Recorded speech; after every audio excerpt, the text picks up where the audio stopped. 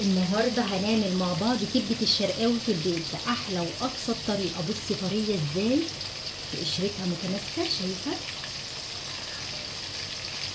يلا تابعوا معايا الفيديو للنهايه. النهارده هتبل معاكم الكبده بالرده. هنعمل احلى وصفه كبده بالرده ممكن تدوقيها، سهله وخفيفه وبسيطه وطعمها حلو جدا.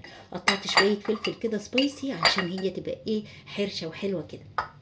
هنزل عليها بشويه توم. انا بفرز التوم فما بحبش افكه طبعا، غلط جدا انك تفكيه. بصي بقى التركايه الخاصه بيا اللي متخليش في الكبده اي زفار. هحط شويه من الطحينه خام كده، شويه في التتبيله. ينفع يا شيرين؟ ينفع جدا. عايزه اقول لك بتفرق جدا في النتيجه النهائيه، بتديها طعم تحفه ما يتوصفش. بصي كمان شويه من الملح، شويه من الكاري بيدي طعم تحفه. لازم تجربوها برشه الكاري البسيطه دي. شويه كزبره، والكبده بقى تحب وتعز الكمون. حبه كمون كده بس ما تكتريش قوي عشان ما يمررش معاكي. خلاص، معلقه خل واحده ما تهريش الكبده معاكي. ليمونه بقشرها. خلاص كده ظبطت التتبيله. خلاص هنزل بيها بقى كلها هنا في البوله دي واقلبها كويس جدا كده. التتبيله بتاعت التتبيله شموا. هبتدي احط الكبده بتاعتنا. بصي متقطعه، بصي رفيعه خالص. انت بتقولي للجزار عايزاها كبده بانيه او كبده هعملها بالرده. شوفي شكلها تحفه. هبتدي يا سلام. هعمل على قد عددنا بقى كده، يعني الكميه اللي انا حباها او على قد ما احنا بناكل بالشكل ده. بتاخد لها نص ساعه في التتبيله، مش اكتر من كده. ما تكتريش، نص ساعه ساعه مش هتفرق. طيب لو قعدتها من يوم اللي قبليها الخل هيهريها، فلو انت هتبيتيها بلاش الخل.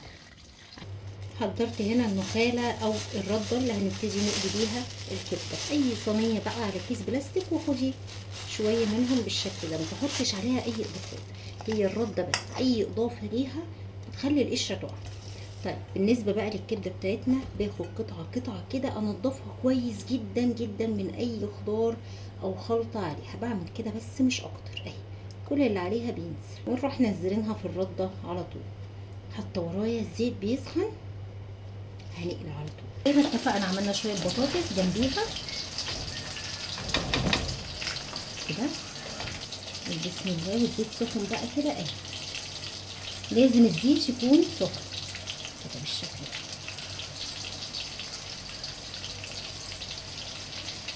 تقليبه والتانيه وخلاص كده. هي بتاخد تقليبتين لان هي التقليبه الاولى هي دقيقه، عارفين؟ ما بتاخدش لحظات وبتطلع معاكي طريه، ما بتبقاش شاده، ومش ممكن القشره تفك منها، تبقى طريه جدا كده. خلاص لحظات اهي. شايفه القشره بتاعتها، شايفه الطراوه. الافضل تطلعيها طبعا في مصفى علشان تصفي اي زيت زياده فيها. بصي الطراوه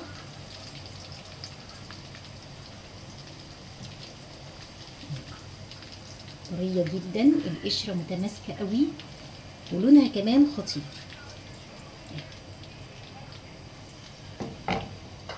بتقلي بنحطه كده. وعملنا الطحينه والبطاطس وشويه خضار حلوين. طراوه. بصي سخنه جدا بس تحفه تحفه، طريه وخطيره. والقشره بصي متماسكه عليها ازاي، تحفه. جربوها بقى بطريقتي وارجعوا قولوا لي رايكم ايه في الكومنتات. والله البطاطس خطيره. جربوا الاكله النهارده وقولوا لي رايكم ايه. بشوفكم على خير فيديو جديد. سلام.